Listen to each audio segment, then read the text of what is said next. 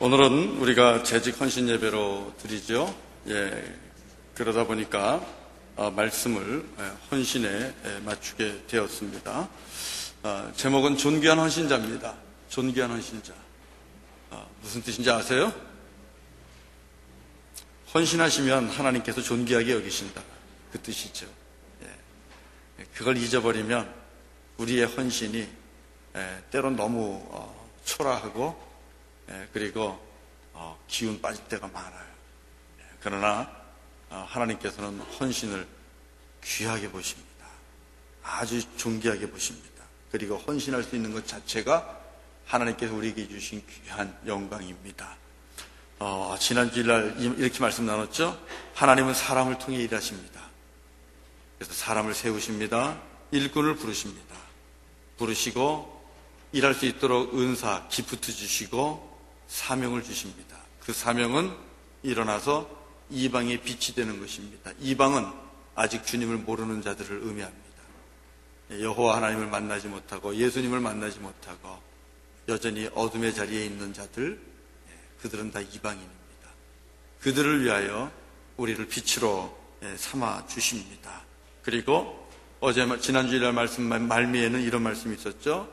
하나님께서 우리에게 사명을 주시고 일꾼을 부르시는 것 그 자체는 우리를 하나님 앞에서 영화롭게 보는 것이다. 우리를 그만큼 주님께서 높여주시고 존귀하게 보시는 것이기 때문에 우리에게 사명을 주신다. 주님은 늘 우리에게 제 대신 화관을 씌워주시기를 원합니다. 여러분, 바울의 인생의 마지막 고백들을 한번 살펴보십시오. 디모데후서 4장 7절부터 8절을 보면 이런 고백이 있잖아요. 내가 지금까지 선한 싸움을 다 싸웠다. 그리고 나의 달려갈 길을 다 달려갔다. 그리고 그 다음 말씀이 뭐예요? 이제 후로는 우리 아버지 하나님께서 의의 면류관을 예비해 주실 것이다. 사도 바울은 자기에게 주신 사명을 보고 끝까지 달려갔습니다. 그렇게 달려가면서 하나님께서 사도 바울의 눈을 열어서 보게 한 것은 의의 면류관입니다. 상급입니다.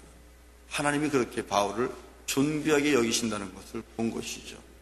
그걸 보니까 그 부름의 상이 있다 보니까 사도 바울의 그 신앙 고백처럼 예수 안에서 붙잡힌 바 된 그 사명, 복음을 위해서는 자기의 목숨을 아끼지 아니하고 달려가는 그런 무서운 충성됨이 있는 것입니다.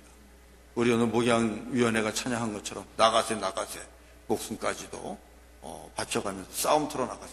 무섭잖아요, 이렇게 찬양하면. 아주 무섭잖아요. 사도 바울이 그런 거예요. 사도 바울이 목숨까지도 내가 내놓고 나가겠다. 사도 바울은 무엇을 본 겁니까? 부름의 상을 본 겁니다. 의의 면류관, 생명의 면류관, 썩지 않는 면류관을 본 것이죠. 히브리서 11장 6절에 우리가 잘 아는 말씀입니다만 이렇게 말씀하고 있죠. 믿음이 없이는 하나님을 기쁘시게 할 수 없습니다. 이렇게 말을 시작합니다. 그리고 나서 하나님께 나아가는 자는 어떻게 해야 된다 그래요? 반드시 그분이 계신 것을 믿어야 됩니다. 그리고 또 하나 있어요. 그 다음에 뭐예요? 자기를 찾는 자들에게는 상 주시는 분이심을 믿을지어다. 무슨 뜻입니까? 하나님 앞에 나아가는 자에게는 주님께서 반드시 상을 주신다는 거예요. 허락하시고 예비하시고 준비하신 상급이 있다는 것입니다. 우리 조금 나는 지적이고 좀 고상하다는 분들은 난 그 상 안 받아도 돼. 뭐 그 상 받아야 꼭 일하나? 그런 분들이 있는데 그런다고 그분들 주문 안 받겠습니까? 받죠. 이왕 주시겠다고 하는 건데 받으면서 하자고요. 주님 예비하신 상급이 있어요. 믿고 하는 겁니다. 자기를 찾는 자들에게 상 주시는 분이심을 믿을지어다. 여러분, 우리 예수님, 우리 하나님은 아버지의 유산을 가지고 미리 받아가지고 집을 나가서 그 유산을 가지고 다 탕진하고 다 잃어버리고 빈털터리가 되고 돼지처럼 되어서 돼지하고 같이 밥을 얻어먹다가 그제야 내가 이제 더 이상 먹을 것도 없고 기댈 것도 없고 갖고 놀 것도 없고 아무것도 안 한 것을 발견하고 자기가 정말 노바디, 나띵이라는 것을 발견하고 나서 아버지께로 돌아옵니다. 다시 아버지 집으로 가야지. 여러분, 그렇게 돌아왔을 때 아버지가 그 아들을 어떻게 하던가요? 아버지가 그 아들을 어떻게 하던가요? 성경에 보면 아버지가 그 아들을 멀리서부터 바라보고 있다가 뛰어나가서 팍 껴안습니다. 아들을 껴안고 그 아들을 집으로 데리고 들어와서 옷을 갈아입히고 가락지를 끼워주고 그리고 송아지를 잡고 잔치를 베풉니다. 여러분, 그 아들이 무슨 큰일 했습니까? 그 아들이 정말 인정받고 사랑받고 영접받을 만큼 무슨 큰일을 했습니까? 그런 거 아무것도 없잖아요. 그냥 아들일 뿐이에요. 아들이 돌아왔기 때문에 아버지는 그 아들을 너무너무 반가이 맞아주는 거예요. 그 아들이 아버지를 위해 한 일은 하나도 없습니다. 그냥 죄인의 모습으로 왔습니다.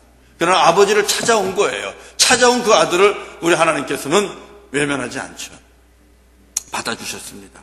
하물며 여러분, 하물며 하나님 앞에 헌신하는 자들, 주님께서 나를 부르신 것을 깨닫고 그 구원의 은총이 감사해서 감격해서 주께서 맡겨주신 일이 그 무엇이든, 복음을 전하는 일이든 성가대든 아니면 환자들을 돌보는 일이든 이웃을 살피는 일이든 아이들을 양육하는 일이든 무슨 일이든 내게 주신 일이 감사해서 내 있는 자리에서 최선을 다해서 그 일을 붙잡고 헌신한다면 여러분, 그런 자들에게 하나님이 상 주시지 않겠습니까?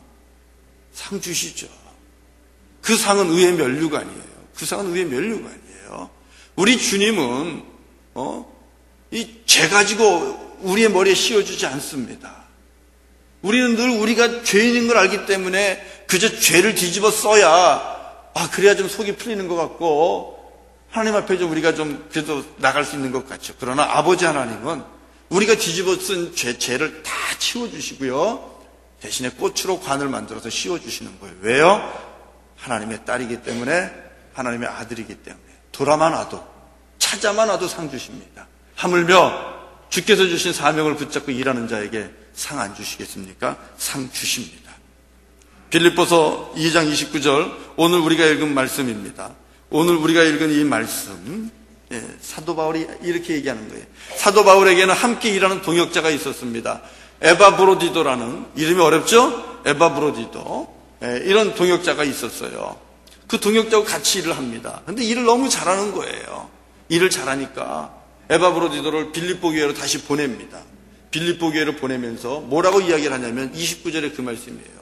내가 지금 에바브로디도를 당신들에게 돌려보냅니다. 돌려보낼 테니 이 에바브로디도를 주 안에서 기쁨으로 영접해 주십시오. 그리고 그를 정말 존귀하게 여겨 주십시오. 에바브로디도는 여러분으로부터 환영받아 마땅합니다. 환영받을 만한 자격이 있습니다. 그리고 존귀히 여김을 받을 만한 자격이 있습니다. 그렇게 지금 이야기하고 있는 거예요. 여러분, 이 의미는 하나님이 보실 때에도 이 에바브로디도는 하나님이 보실 때에도 영접할 만한 자고 하나님이 보실 때에도 존귀히 여김을 받을 만한 자라는 사실이죠. 이게 오늘 본문에 나오는 귀한 메시지. 하나님 앞에 헌신하는 자는 주님이 영접합니다. 큰 팔 벌려 영접합니다. 꼭 껴안아 주십니다. 수고했다고 말씀해 주실 겁니다. 그리고 존귀하게 여겨주실 것입니다. 바울의 고백처럼 하나님 나라에서 분명히 의의 면류관을 씌워주실 줄로 믿습니다. 여러분, 에바브로디도가 어떻게 사역을 했을까요? 어떻게 주님을 섬겼을까요? 어떻게 바울과 함께 동역했을까요? 우리 세 가지만 한번 봅니다. 여러분들이 말씀을 보면 다 답이 나와요. 자, 첫 번째입니다. 우리 25절을 읽어봅시다. 25절. 말씀을 읽고 답을 찾죠. 25절을 같이 읽읍시다. 시작. 그러나 에바브로디도를 너희에게 보내는 것이 필요한 줄로 생각하노니 그는 나의 형제여 함께 수고하고 함께 군사된 자요 너희 사자로 내가 쓸 것을 돕는 자라.